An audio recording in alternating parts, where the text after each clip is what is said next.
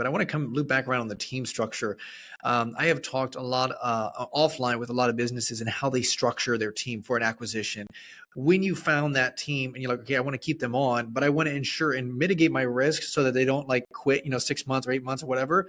You want to make sure that it's a smooth transition, smooth transaction from, obviously someone that's taking ownership of that company and so forth. So how do you ensure when you find those teams and you say, okay, that is heavy weighted, of course, just like you mentioned, and you're like, okay, I found the right individuals that are, facilitating this. This is good, smooth stuff going on.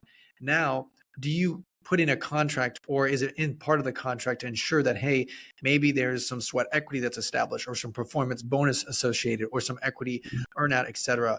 How do you guys structure it where you are able to mitigate that loss so that you ensure that, okay, well, at least we know the next 2-3 years, this executive team or this leadership team will be on so that we can really, anticipate the growth, et cetera? What does that look like? If you want people to think like owners, you need to pay them like owners.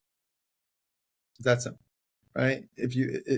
We all see companies all the time that were like, why don't their managers go above and beyond? Why don't their blah, blah, blah? Because you want them to think like an owner when they're not. It's that simple. You're paying them and treating them like an employee, like a cog in a wheel, right? But then you want them to think like they should care about profit when they're not incentivized on profit. So any one of our key leaders on our management team have ownership of the company. That's the way it rolls. So they all have equity in the business.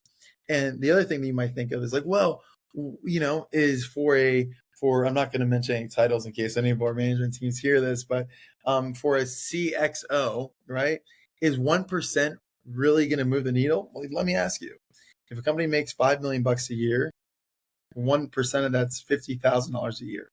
So is an extra $50,000 a lot? Especially that company grows to 6 million EBITDA, 7, 8, 10. Now they're making an extra $100,000 a year. And then think about this. You have a enterprise mindset or a good degree, and you think, man, it's only 1%, it's only 50 grand.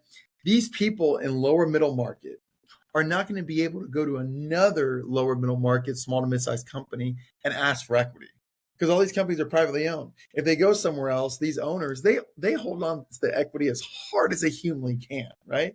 So a CXO, one of our companies that we just awarded them equity, is now bought in, realizing that we care for them and we want them to be thought like an owner. We want them to treat them like an owner. If they ever try to go somewhere else, other small businesses are not going to give up equity for them because small businesses think in small ways, unfortunately, at times.